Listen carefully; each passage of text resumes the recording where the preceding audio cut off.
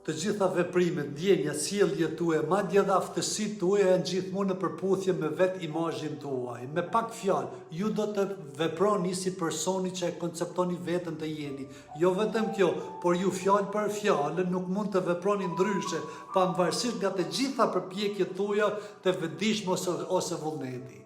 Njeriu që koncepton veten si një person i tipit të dështimit, do të gjej gjithmonë një mënyrë për të dështuar, pavarësisht nga të gjitha qëllimet e tij të mira ose vullneti i tij, edhe nëse rasti i hidhet fjalë për fjalë në prehrin e tij.